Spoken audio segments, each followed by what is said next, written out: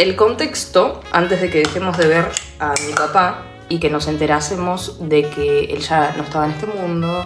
Yo tenía 12 años y mi hermana tenía 10. Por ende, no es que nosotros podíamos tomar decisiones muy racionales, más que emocionales. Y esas decisiones emocionales que nosotros tomábamos siempre eran como, no, hay que seguir viendo a papá o hay que estar con papá. Porque papá no tiene a nadie. Buah, salió un sol inesperado.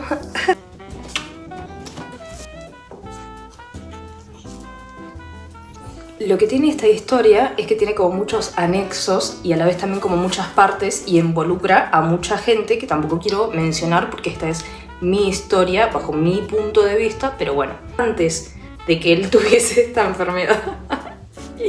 ¿Cómo te amo, papi? Ay, te amo tanto, te amo tanto.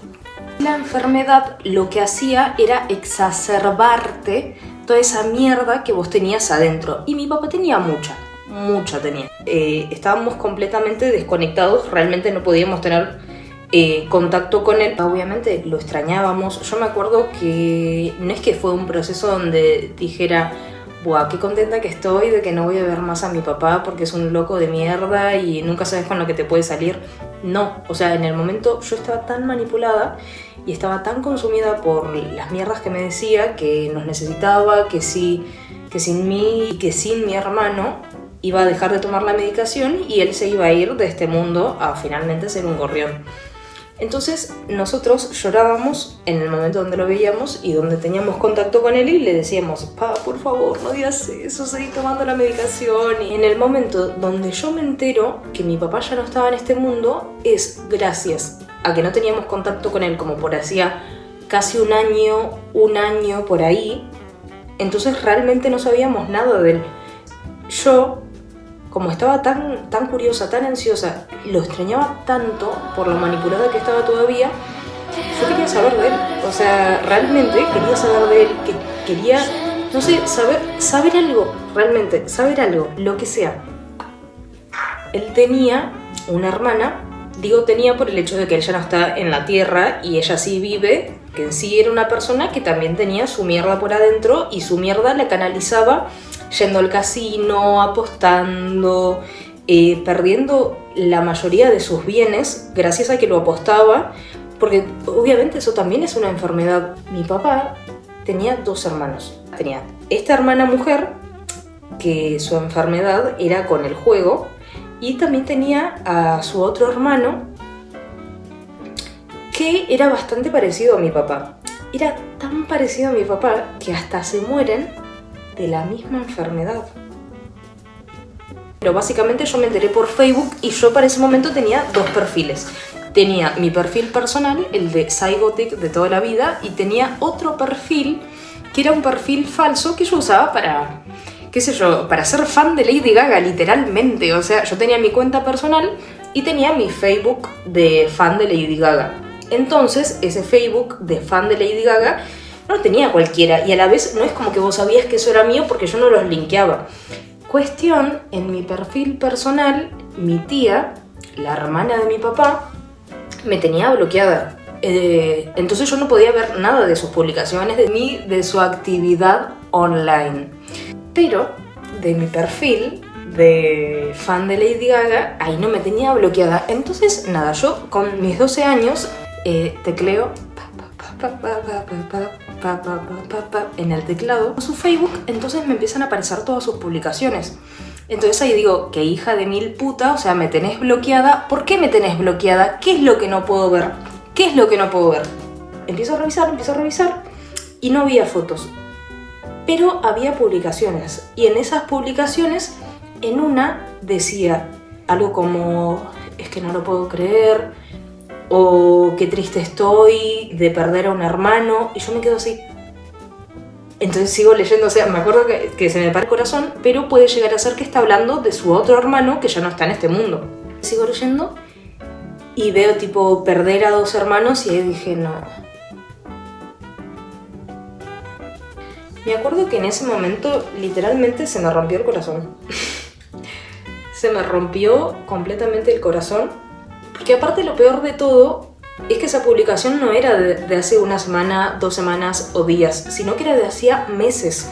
O sea, meses en las que mi papá había dejado este mundo. O sea, digo dejar este mundo para no decir la palabra con M, pero en sí, básicamente mi papá estaba muerto desde hacía meses y nadie nos había avisado, ni a mí, ni a mi hermano, ni a mi mamá, ni a nadie. Para cuando yo veo esto, o sea, es que realmente se me para el corazón y no sabía cómo sentirme, no sabía qué decir, no sabía a quién decirle, obviamente, más que a mi hermano, ¿no? Me quedo así. Y voy a la familia de mi mamá y les cuento que acabo de ver esto y nada. Y papá se murió. Entonces me acuerdo que se ríen y yo me quedo tipo, que papá se murió, o sea, lo acabo de ver en una publicación de Facebook de su hermana. Me acuerdo que en ese momento dicen, bien merecido, que lo tenías, hijo de puta, qué sé yo. Entonces me acuerdo que voy hacia mi hermano, nos abrazamos y fue como...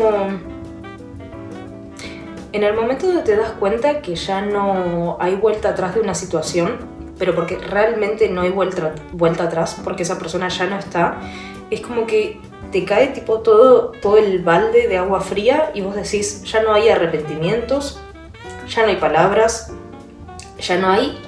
Es que ya no hay nada, porque la persona ya no está.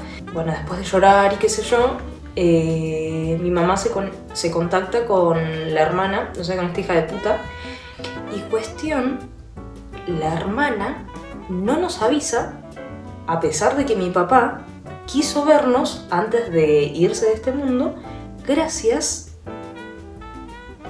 a que mi papá tenía una casa y ella estaba haciendo los trámites para poder quedarse con esa casa. Porque es lo que les digo, ella al tener tantos problemas con el juego, entonces no nos avisa que nuestro papá había hecho las valijas y se había ido de este mundo gracias a que quería quedarse con su casa. Y de hecho sigue con su casa actualmente, o sea que sí se quedó con la casa. Y ahí vos decís, ¿cómo es la maldad de la gente que no vas a avisarle a 2 hijos que se están quedando sin un papá gracias a que te querés quedar con su casa? No haberme podido despedir de mi papá, haber hecho las paces con mi papá, decirle que, bueno, dentro de toda la mierda que él había hecho y dentro de las situaciones horribles por las que nos había hecho pasar, yo lo perdonaba. Y obviamente que no estaba bien todo lo que hizo, pero sí, o sea, decir, dame la oportunidad de despedirme de mi papá.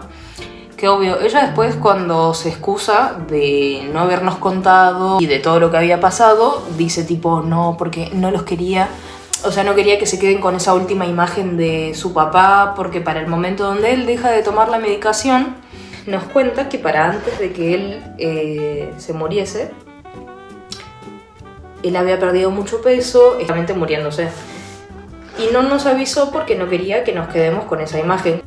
Como si fuese que me estás haciendo un favor al evitarme un capítulo tan esencial de mi vida como es despedirme por última vez de mi papá. O sea, nos cuenta que para el momento donde mi papá estaba internado, que ya estaba irreconocible, de que era realmente doloroso verlo por lo destruido que estaba, por lo débil que estaba, finalmente deja este mundo gracias a que le había agarrado neumonía y que esa neumonía, gracias a que él estaba tan débil y con las defensas tan bajas, ya directamente tipo lo mató. Y así fue como descubrí que mi papá se había muerto en una publicación de Facebook de su hermana. Esta historia realmente me pesó durante mucho tiempo y durante mucho tiempo también es como que pensé, esta es una historia que me marcó mucho y que a partir de esto es como que obviamente es como que yo me pongo a pensar y digo, ¿cómo puedo pretender después que no se me haya despertado un trastorno? ¿Qué es lo que más inconcluso me quedó en la vida? El poder despedirme de mi papá, el poder hacer las paces, el poder decirle, bueno, qué sé yo, sos un hijo de puta, o sea, sos un adicto de mierda, sos mala persona, sos violento, pero bueno, qué sé yo, hiciste lo que pudiste con lo que tenías. O al menos no decirle todo eso y poder decirle, bueno, qué sé yo, o sea, andate en paz. Y quedé con mucha carga y con mucha culpa de sentir que esto se lo habíamos hecho nosotros a mi papá. Sobre todo yo, por el hecho de que yo había decidido que no lo veamos más. Porque también era yo quien decidía de que lo vayamos a ver. Entonces, para cuando tomamos la decisión y finalmente no lo vemos más, es porque yo había dicho, listo, o sea, es que esto es insostenible. Cada fin de semana que lo veíamos, es que era literalmente un trauma nuevo. Con demasiados fantasmas en mi cabeza, diciéndome tipo, si hubieses aguantado más, capaz papá seguiría acá. Si hubieses aguantado, si te hubieses callado, papá seguiría vivo. Esas cosas obviamente no me las decía más nadie que yo, que mi cabeza. Y para ese momento no había plata para terapia, no había tiempo para abrazos, no había tiempo para hacer un duelo sano. Entonces todos esos sentimientos me los comí durante muchísimos años, muchísimo tiempo, hasta que los saqué finalmente en terapia muchísimos años después. Hoy en día realmente puedo contar esta historia y es que no siento nada, no siento nada. Hablé tantas veces esta historia y lo pensé tanto y le di tantas vueltas y lavar la culpa y entender y tener la conciencia de que yo no podía hacer más de lo que hice con 12 años y que mucho había hecho con 12 años aguantando una persona así. Esta es una historia que realmente la baja muchísimo, pero que también pienso que es muy clave para poder entenderme, o sea, para poder entender todas las cosas que están adentro mío y cómo veo la vida y cómo vivo la vida. Es de esas cosas que te marcan y a partir de eso es como que vos decís, listo, o sea, esta es mi carta de presentación y en parte pienso que mi carta de presentación es, me enteré por Facebook a los 12 años que mi papá se había muerto por neumonía gracias a que tenía SIDA.